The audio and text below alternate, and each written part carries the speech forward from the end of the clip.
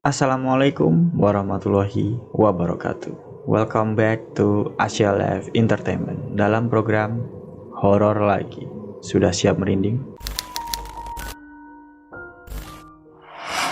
Gue Vicky, salam dari gue, semoga sehat selalu. Kali ini gue kembali bersama Mbak Yeni yang akan menceritakan tentang kisahnya di mana ia diteror oleh kuntilanak kembar.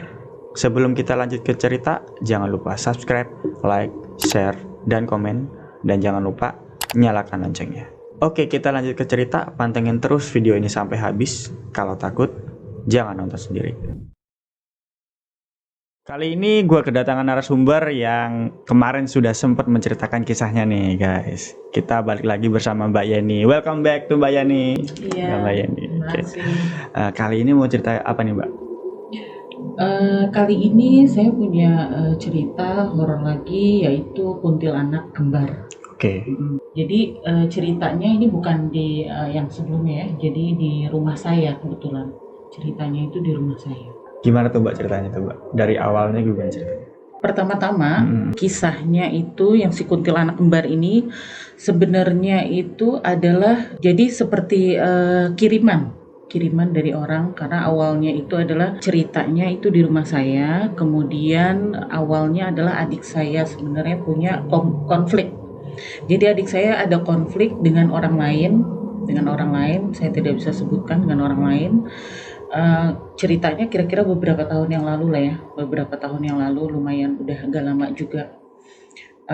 Konflik, kemudian orang tersebut gak suka dengan adik saya karena konflik tersebut. Akhirnya dia itu mengirimkan kuntilanak kembar itu datang ke rumah saya, tepatnya untuk mengusik adik saya biar dia tidak bisa hidup tenang, tidak bisa tidur. Kalau tidak bisa tidur itu kan pasti sakit. Orang kan kalau nggak bisa tidur sakit. Nah itu dia seperti itu gitu loh. Jadi pengennya itu adalah adik saya supaya sakit-sakitan, nggak bisa tidur, terus kemudian nanti akhirnya ya mungkin menuju ke yang lebih parah lagi gitu ya, mungkin mau dibikin mati atau gimana, saya nggak tahu lah gitu ya. Tapi memang jahat banget ini orang. Kenapa saya tahu? Karena jadi awalnya adalah ketika kita di kamar nih, jadi di rumah saya kebetulan itu di daerah Jakarta juga, di daerah Jakarta.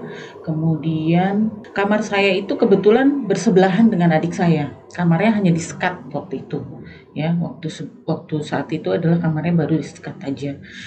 Di sebelah kiri kamar adik saya, sebelah kanan saya. Dia itu terlihat teriak-teriak terus setiap malam ya, teriak-teriak. Kemudian karena saya itu juga bisa tahu ada hal-hal seperti itu, jadi saya tahu kok aneh ya, tiap malam itu seperti ada suara kerincingan. Jadi tepatnya itu setiap jam 12 malam suara kerincingan itu datang. Kerincing seperti suara lonceng lah ya, kerincing. Nah kemudian saya baru sadar kalau ternyata itu adalah suara seperti panggilan untuk datang ke rumah saya gitu. Nah itu dia, sebenarnya sih deg-degan ceritain ini gitu ya, harus ngulang lagi gitu ke masa-masa itu. Jadi si kuntilanak ini datanglah ya, berdua itu, 2 orang ya, bukan 2 orang, 2 setan. Kuntilanak kembar itu 2 datang ke kamar saya, kemudian dia ke kamar adik saya dan dia narik-narik kaki adik saya. Makanya adik saya itu langsung teriak-teriak, tolong, awas, jangan tarik saya, seperti itu. Saya kaget, saya samperin, kenapa, bangunin, kenapa? Nggak tahu, kayak ada yang tarik kaki saya, sambil dia nangis, nggak tahu, kayak ada yang tarik kaki saya kasihan dong, aduh gimana ya, kok bisa orang nggak ada apa-apa, siapa yang narik gitu, mungkin mimpi, saya pikirnya mimpi, tapi ternyata itu bukan mimpi, tapi itu emang beneran gitu ya. Karena Akhirnya adik saya tiap malam tuh kadang pindah tidurnya karena dia nggak bisa. Terkadang dia nggak mau tidur di rumah, jadi dia tidur di rumah temennya atau di mana gitu ya karena nggak sanggup itu diganggu-gangguin terus tiap malam.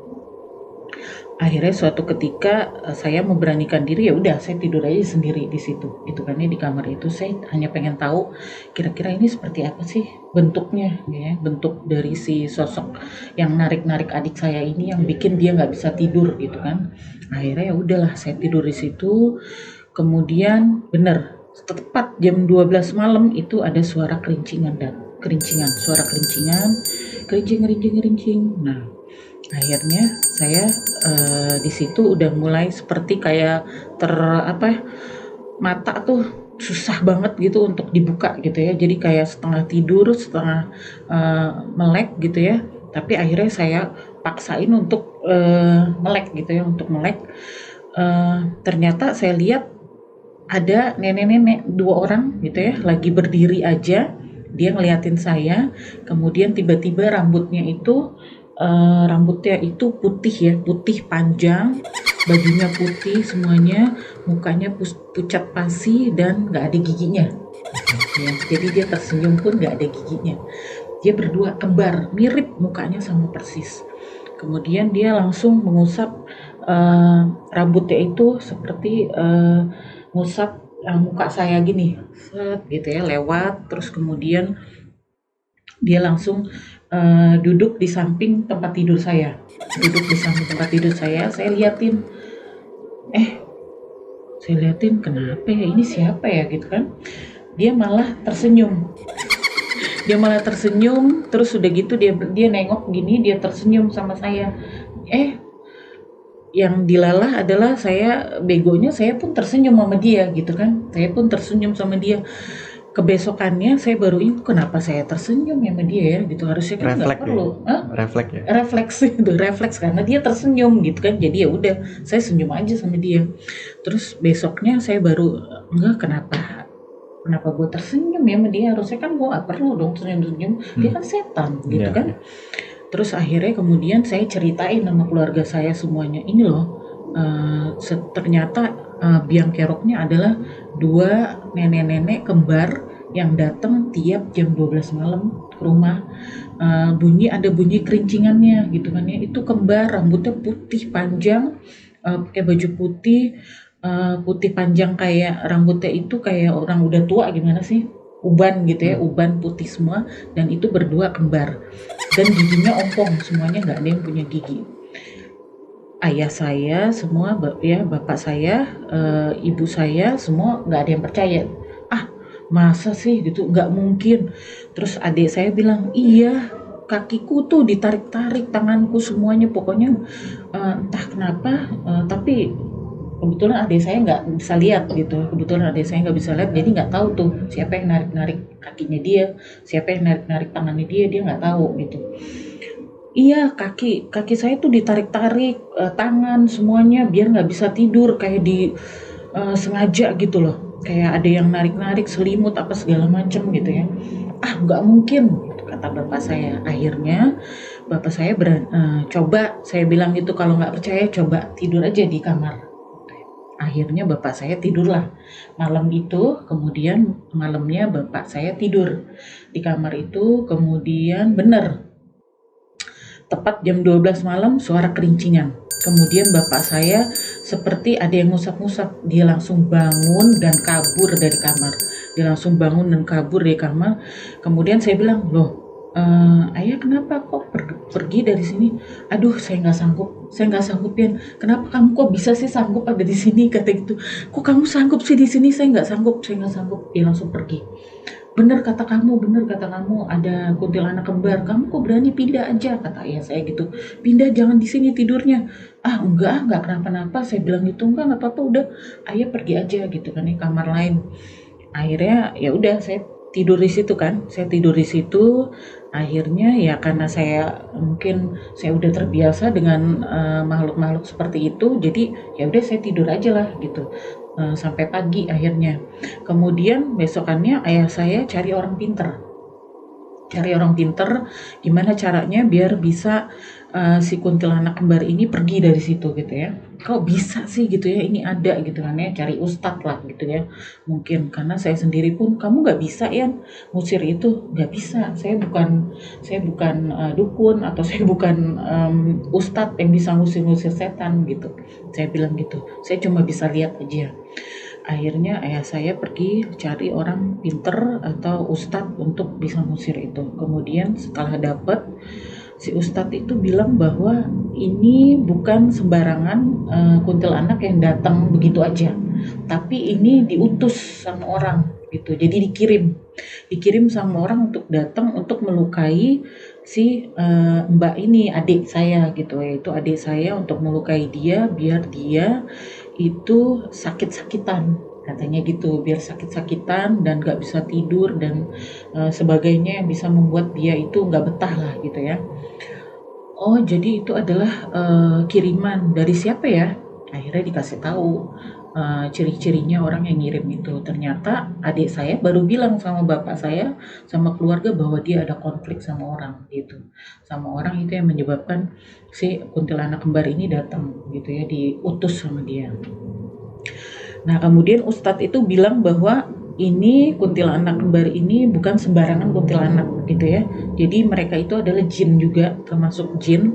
Dan yang satu ini adalah sangat nakal. Dia bilang gitu, yang satu ini nakal, dia bisa memindahkan orang ke atap, ke kamar mandi, kemana aja gitu. Kuat, yang satu itu kuat. Sedangkan yang satu mungkin agak sedikit lemah, dia masih baik gitu. Tapi kalau yang satu itu sudah bisa memindahkan orang kemana-mana, kata si Pak Ustadz ini. Kemudian di situ baru kita sadar, aduh, gawat juga kalau kayak gini ya. Gimana caranya biar bisa diusir? Akhirnya si Pak Ustadz itu bilang, oke, malam ini saya coba usir, saya coba tangkap, tapi nanti kalau ada suara berisik di rumah, abaikan, kata gitu, karena itu saya sedang nangkep si jin-jin ini gitu ya, si kuntilanak kembar ini dua. Kemudian akhirnya malam-malam benar, itu suaranya berisik sekali, tapi kita nggak boleh bangun dan nggak boleh nengok itu ada suara apa ya, ada suara apa, nggak boleh. Jadi kita harus tidur aja gitu, tidur, kalaupun berisik kita dengar udah pura-pura nggak dengar aja gitu, merem aja. Bener, akhirnya udah ketangkep, akhirnya bener, nggak ada lagi kebesokannya adem, itu nggak ada lagi. Tapi ternyata yang satunya itu kuntilanak kembar dari dua, sisa satu, itu masih tetap stay dong di situ. Yang baik itu, ternyata dia yang senyum sama saya. Oh, Gitu. Jadi dia yang senyum sama saya, jadi dia mau tetap tinggal di situ. Sampai sekarang pun masih ada. Sampai sekarang pun si kuntilanak kembar ini yang satunya, yang baiknya, kalau yang jahatnya memang udah diambil, tapi yang baiknya masih ada di rumah saya di Cengkareng. Bahkan itu kalau saya masak pun kadang-kadang malam itu dia suka nanya ke saya, ya ini masak apa sih tadi, kok baunya enak banget, kayak gitu. Jadinya agak lumayan serem sih, merinding sebenarnya kalau orang yang mungkin nggak pernah denger itu, nggak pernah lihat, mungkin langsung kabur, ngejerit, langsung lari gitu ya. Tapi karena mungkin saya udah biasa, jadi ya waduh, gawat juga nih, kok bisa ya, siapa itu yang nanya ya. Saya baru tahu kalau itu ternyata yang kembar itu. Jadi dia masih stay sampai sekarang. sampai sekarang Sampai ya. sekarang ada di sana. Cuma nggak ganggu aja ya. Cuman gak ganggu gitu, cuman karena udah pada kenal aja, satu rumah, dia kenal saya, terus kemudian dia kenal bapak saya semuanya gitu, adik saya, ponakan saya juga udah kenal, jadi dia gak ada masalah sih gitu. Paling sesekali lah kalau ada orang baru mungkin gitu ya, ataupun saya di sana juga seringkali itu suka digangguin tangan saya itu. Kalau kita lagi tidur ya kan, kita nggak tahu nih kita lagi tidur atau enggak, kita lagi duduk atau kita lagi biasa mainin handphone, tiba-tiba dia suka ngelitikin tangan atau kaki kita, dikelitikin sama kuntumnya gitu Oh ya. ya, kuntum. Pucuk pohon itu, Iya. daun gitu, pucuk daun gitu, di dikelitik-kelitikin ke tangan kita. Nanti dia ketawa-tawa gitu. Nanti ketika kita, aduh apa sih? Dia ketawa gitu ya, cekikikan dia pergi. Gitu. Dia seneng banget gitu gangguin orang. Tapi dia memang nggak jahat, cuman ya iseng aja gitu. Kadang-kadang ketika ini pintu kamar kita tutup gitu ya, kita kunci, kita tutup, terus kemudian kita mau masuk nih. Oh iya, kita lupa nih nyalain lampu di kamar ya. Kita mau buka nyalain lampu gitu ya, kita buka gini, kan terang dong kelihatan lampu dari sorotan dari luar gitu. Ketika kita buka gini kan, itu kamar dalam keadaan kosong, hanya tempat tidur. Kemudian lampu dari luar itu kan nyorot ke dalam ruangan. Kita buka, ada dong dia lagi duduk gitu kan. Oke. Dia lagi duduk ada di situ gitu kan. Aduh, langsung saya tuh sambil ketawa-tawa. Dia lagi ketawa-tawa.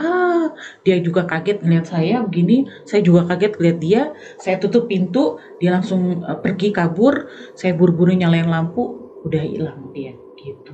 Jadi itu memang, jadi dia tetap stay di sana yang satu gitu, si kuntilanak kembar ini. Sedangkan yang satu lagi udah nggak ada, memang udah diambil. Gitu. Kira-kira seperti itu Oke. ceritanya. Cukup serem, Mbak. Nerornya nggak habis-habis. Iya. Oke. Ya guys, itu tadi cerita dari Mbak Yeni. Ya lumayan serem sih teror dari kuntilanak kembar ya kan. Mungkin kalau ada cerita yang mirip-mirip nih dengan Mbak Yeni yang tentang kuntilanak juga, bisa di komen-komen nih di bawah ya kan. Oke, kalau punya cerita sendiri atau nggak mau bawain sendiri ceritanya, mau datang ke sini nih, bisa nih dikirim ke asialiveentertain@gmail.com. Oke, itu aja sih dari kita ya. Oke, akhir kata, gue Vicky, salam dari gue. Siap-siap merinding di horor lagi selanjutnya.